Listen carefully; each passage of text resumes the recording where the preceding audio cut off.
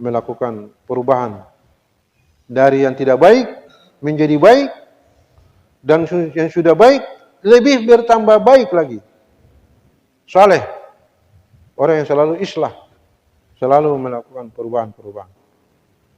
Jadi mungkin tadinya begadang itu enak, minum mabuk enak, tinggalkan semua. Berjudi enak, maksiat enak, tinggalkan semua. Dia lebih enak sekarang di dalam ibadah. Sudah ibadah, tingkatkan lagi. Jadi waktunya untuk dunia lebih sedikit, dikurangi. Sampai akhirnya waktunya sepenuhnya untuk ibadah, taat kepada Allah. Itu saleh namanya. Jadi orang yang selalu dalam perubahan.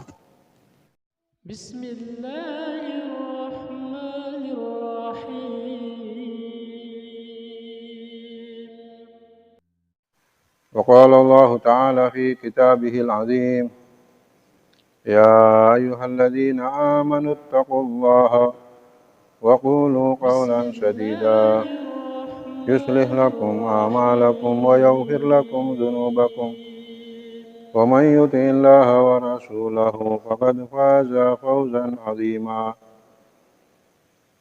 وقال النبي صلى الله عليه وسلم بلغوا عني ولو آية. Jamaah salat maghrib yang dirahmati Allah.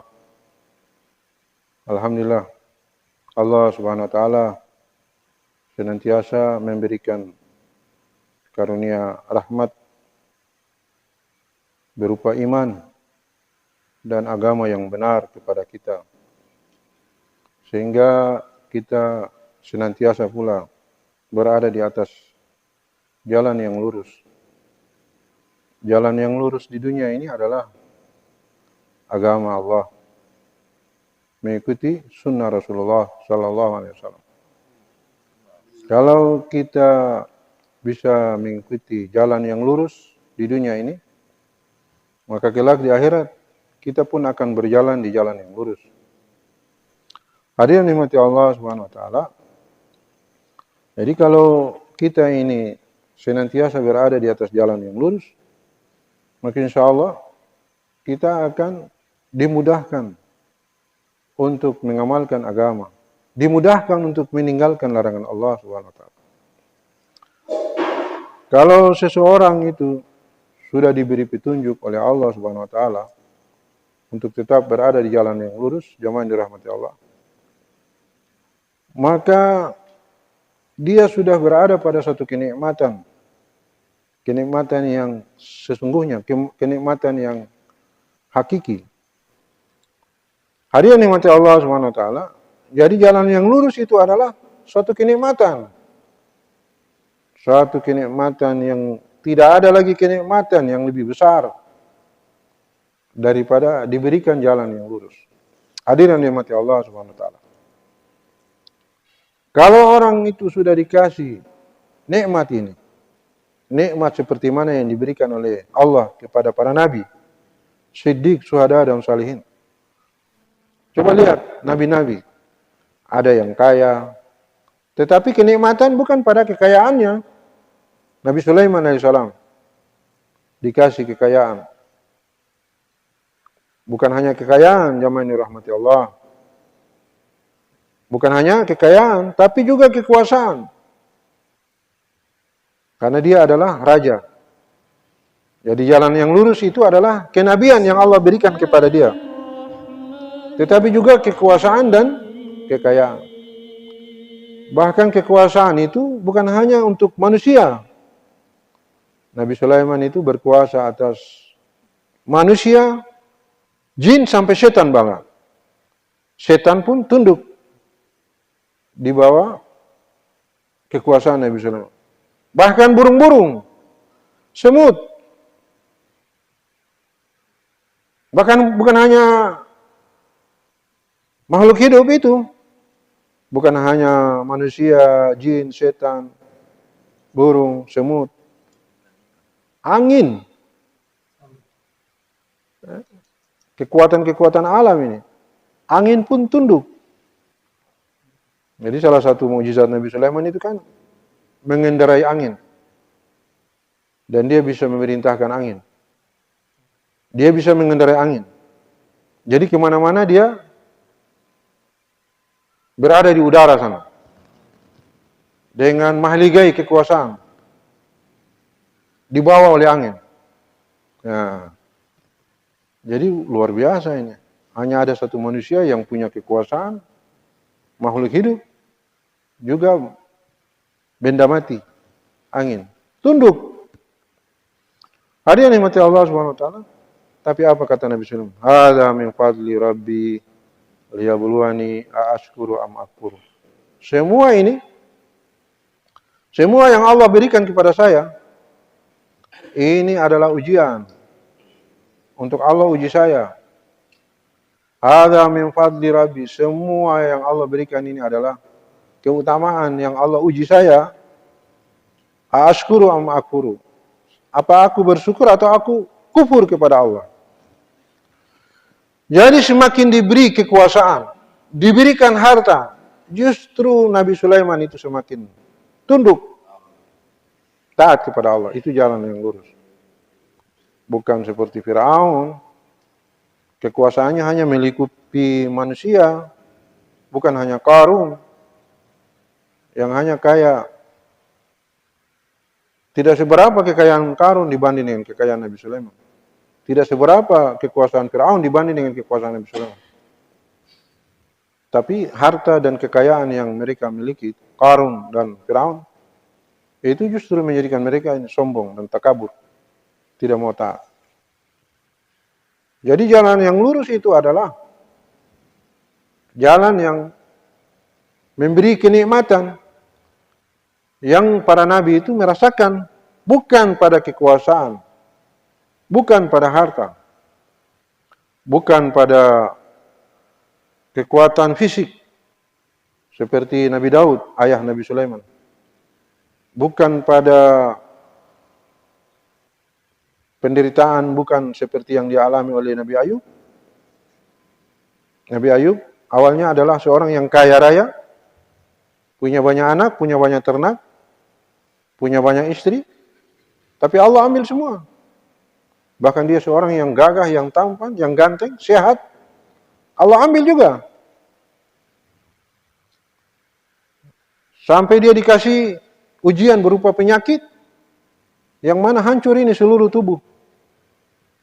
Sudah habis kekayaannya, sudah habis anaknya, istrinya lagi kabur, dari 4 orang, 3 kabur, meninggalkan dia. Ternaknya semua mati, usaha-usaha perdagangannya bangkrut semua. Bukan hanya hidup dalam keadaan miskin, tapi hidup dalam keadaan sakit dan terusir. Orang kampung pada takut hidup bertetangga dengan orang yang penyakitan. Maka dia diungsikan untuk hidup menyendiri di hutan. 13 tahun. Masya Allah. Tapi apa? Ketika istrinya mengatakan, Bang, abang ini kan seorang nabi, kenapa abang tidak minta kepada Allah supaya Allah sembuhkan penyakit abang ini? Apa jawaban Nabi Ayub? Saya malu, wahai istri. Nah, malu meminta kepada Allah supaya disembuhkan. Jadi kita ini kan sakit 1-2 jam, 1-2 hari, kita sudah mengeluh. Tapi ini 13 tahun. Sudah sakit, sudah terusir, sudah miskin, tinggal di hutan, hanya dengan 1 orang istri. Tapi Nabi Ayub itu berdoa, Ya Allah, walaupun hancur hartaku, hancur duniaku, hancur tubuhku, tapi jangan engkau hancurkan lidah dan hatiku. Karena lidah dan hatiku ini aku gunakan untuk berzikir kepadamu. Ya. Jadi dia dapatkan kenikmatan ketika dia menyebut nama Allah. Alatnya itu adalah lidah dan hati itu. Jadi semua boleh hancur. Semua boleh hancur. Tapi jangan lidah dan hatinya hancur. Kalau lidah dan hati hancur, kira-kira apa lagi yang dia gunakan untuk menyebut nama Allah, kekasih dia. Disitulah dia mendapatkan kenikmatan. Itulah jalan yang lurus. Jadi hari-hari kita ini berdoa supaya dikasih kenikmatan seperti halnya Nabi nabi-nabi. Dikasih kenikmatan seperti nabi-nabi. Jadi dunia ini boleh macam apa saja yang Allah berikan kepada mereka. Tapi bagi mereka, kenikmatan ada pada jalan yang lurus. Jadi kalau seseorang sudah dikasih kenikmatan ini, maka dia akan berada pada jalan yang lurus sampai nanti dia dimasukkan ke dalam surga. Orang yang kedua yang dikasih kenikmatan, jalan yang lurus, adalah seorang yang siddiq, membenarkan apa yang disampaikan oleh Allah kepada Nabi, dan dia percaya tanpa berpikir lebih jauh. Jadi siddiq ini bukan Nabi, bukan Rasul, tapi keyakinan dia kepada kebenaran yang dibawa oleh Nabi itu sudah sampai satu tingkat di bawah Nabi. Tidak ragu sedikit pun jamaah dirahmati Allah. Orang kalau sudah tidak ragu dengan kebenaran, maka taruhannya apa? Harta dan nyawa boleh hilang. Boleh hilang. Jadi Abu Bakar itu orang kaya juga, pedagang sukses. Tapi begitu disampaikan dakwah untuk mengucapkan la ilaha illallah Muhammadur Rasulullah, dia tidak berpikir lebih jauh lagi, tidak pikir panjang lagi, langsung menerima. Konsekuensinya dia harus menerima siksaan daripada kaumnya. Dipukul sampai pingsan di depan Ka'bah. Hadirin nikmati Allah SWT. Bahkan hartanya habis untuk perjuangan agama Allah. Jadi ketika dia meninggal, sudah tidak ada lagi harta. Karena sudah dikasih semua untuk perjuangan agama Allah. Waktu ketika Nabi SAW meminta para sahabat supaya menginfakkan hartanya untuk perjuangan agama Allah, Abu Bakar itu membawa semua hartanya. Membawa semua harta. Apa saja yang ada di rumah itu dibawa semua. Dikasih, disumbangkan, diinfakkan untuk perjuangan agama Allah. Sampai Nabi melihat ini Abu Bakar sudah menghabiskan semua hartanya ini. Lalu Nabi bertanya, apa yang kau tinggalkan? Buat anak istrimu di rumah. Maka Abu Bakar menjawab, saya tinggalkan Allah dan Rasul. Saya tinggalkan Allah dan Rasul. Jadi bagi dia, Allah dan Rasul adalah di atas segala-galanya. Jadi sudah yakin setingkat keyakinan para nabi. Jadi kalau nanti makan bagaimana? Allah dan Rasul. Minum, Allah dan Rasul. Sakit, sehat, Allah dan Rasul. Jadi ini tawakal penuh. Tawakal tingkat tinggi. Bertawakal menyerahkan seluruh hidup hanya untuk Allah Subhanahu wa taala dan sudah tidak lagi berpikir tentang dunia ini. Jadi kan kita ini kan sering, kamu percaya kepada Allah, percaya. Siapa Allah? Tuhan yang menciptakan saya, menciptakan langit, bumi, dan semua yang ada di antara keduanya. Siapa Tuhan kamu juga? Siapa Allah itu? Allah adalah Tuhan yang memberi saya hidup, mematikan saya, memberi rizki. Nah, kalau Allah adalah Tuhan yang memberi rizki, kira-kira kalau kamu tidak punya apa-apa, ditempatkan di padang pasir seperti Siti Hajar dan anaknya Ismail, bagaimana? Bisa. Kan Allah pemberi rizki, Allah yang menghidupkan, Allah yang mematikan. Jadi sampai ke tingkat itu, hanya bergantung kepada Allah. Abu Bakar Siddiq, tingkat kepercayaannya itu sudah seperti Nabi. Sudah tawakal penuh. Jadi kalau orang sudah percaya bahwa Allah yang memberi rezeki, Allah yang mematikan, Allah yang menghidupkan, maka habis semualah harta.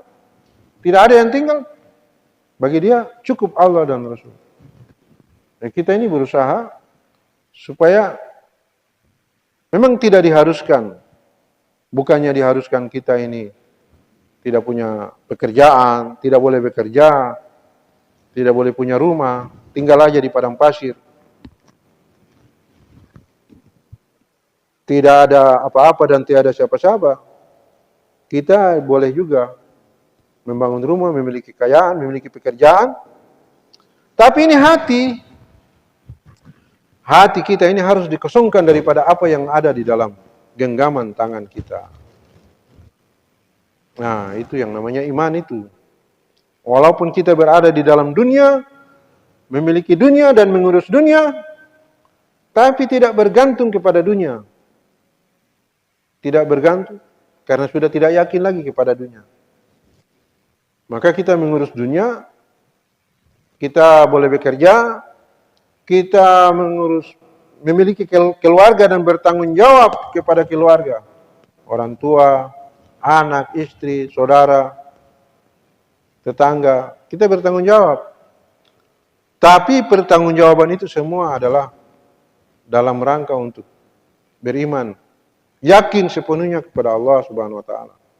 Hadirin yang dimati Allah Subhanahu wa taala, maka kenapa kita harus bekerja? Karena perintah Allah. Kenapa kita disuruh pergi mencari rezeki? Karena perintah Allah Subhanahu wa taala. Jadi kita bekerja mencari rezeki karena melaksanakan perintah Allah Subhanahu wa taala. Tapi kita tidak boleh yakin bahwa usaha-usaha, pekerjaan, asbab, toko, kios, pertanian, itu yang memberi rezeki. Itu syirik. Jadi kita disuruh memiliki dan mengelola dunia. Masalah rezeki itu dari Allah Subhanahu wa taala. Wa fis samai rizqukum wa ma tu'adun. Kan firman Allah begitu ya. Rezeki kamu dan apa yang dijadikan untuk kamu itu dari langit. Jadi rezeki kita dari langit. Apa yang dijanjikan oleh Allah, itu semua dari atas, dari langit. Apakah janji kebahagiaan, apakah janji kesenangan, kejayaan, ataupun kehancuran, bangkrut, untung, rugi, itu semua dijanjikan. Turun dari langit. Jadi kios, toko, pertanian, kantor, itu hanya keran untuk Allah salurkan. Maka jangan bergantung kepada keran. Bergantung kepada penampungnya. Penampungnya di mana? Itu di khazanah Allah, di langit sana. Kalau rezeki tidak diturun dari khazanah Allah, bagaimana keran bisa mengalir? Bagaimana keran bisa mengalir? Jadi bak penampung itu harus ada air dulu. Baru keran yang keluar itu mengeluarkan air. Kalau tidak ada air di bak penampung, kau putar keran pun air tidak jatuh, tidak keluar. Jadi penampung rezeki kita, kejayaan kita, kebahagiaan kita, itu khazanah Allah yang Allah turunkan sesuai dengan kehendak. Hadirin rahmati Allah Subhanahu wa taala. Tetapi Allah Subhanahu wa taala juga bisa menurunkan karunia rezeki dan sebagainya itu tanpa harus melalui keran. Allah tidak terikat dengan keran-keran itu. Allah tidak terikat dengan toko, dengan kantor. Allah berikan rezeki kepada siapa saja yang Allah kehendaki. Sebagaimana Siti Maryam alaihissalam diberikan rezeki bukan karena usaha pertanian dia atau perdagangan dia, tetapi karena hanya berzikir kepada Allah, beribadah hanya kepada Allah. Maka Allah berikan rezeki tanpa harus melalui perhitungan, tanpa harus melalui keran-keran. Ada yang dimati Allah Subhanahu wa taala. Inilah jalan yang lurus. Yang Allah beri nikmat kepada kita. Jadi kita ini berdoa supaya dikasih kenikmatan seperti mana orang-orang yang telah membenarkan janji Allah, yang telah membenarkan janji Rasulullah SAW. Orang yang diberi nikmat untuk berada pada jalan yang lurus, yang ketiga adalah syahid, orang-orang yang mengorbankan hidupnya untuk membela kebenaran. Jadi bagi dia, kebenaran adalah nomor satu. Kebenaran Allah, agama Allah, Allah dan Rasulnya adalah nomor satu. Dirinya ini sudah tidak lagi dipandang, dihargai. Maka ketika ada panggilan Allah, dia boleh tinggalkan semua kesenangan dunia. Apa yang dia miliki dia tinggalkan untuk mati, untuk perjuangan agama Allah Subhanahu wa taala. Itu orang-orang yang syahid. Ya, kita ini kan membenarkan agama Allah, membenarkan ajaran Allah itu mungkin hanya pada mulut, atau kemudian kita tunaikan dalam bentuk perbuatan, dalam bentuk akhlak. Tapi siap mati apa tidak? Nah, itu menjadi tanda tanya. Kamu percaya pada kebenaran Allah? Percaya. Betul percaya? Percaya. Apa buktinya? Saya setiap 5 waktu saya datang sholat berjamaah di masjid. Apalagi? Saya sudah meninggalkan semua kesenangan dunia saya. Saya hanya mau untuk melaksanakan perintah Allah, meninggalkan larangan Allah. Apalagi? Saya sudah merubah perilaku saya, akhlak yang buruk. Saya sudah tinggalkan. Oke. Tapi mengorbankan hidupmu, siap. Nah, ini jadi tanda tanya juga. Ya, hidup sekali saja. Maka para syahid itu mengorbankan semuanya. Jadi kematian itu lebih nikmat. Kematian lebih nikmat. Jadi ada satu kampung menyatakan diri masuk Islam dan meminta supaya Nabi mengirimkan para sahabat yang sudah pandai mengajari Al-Quran. Maka dikirimlah beberapa orang sahabat kepada kampung yang menyatakan diri masuk Islam. Ternyata itu hanya jebakan. Semua sahabat yang dikirim itu dibunuh. Ada satu sahabat. Ketika teman-teman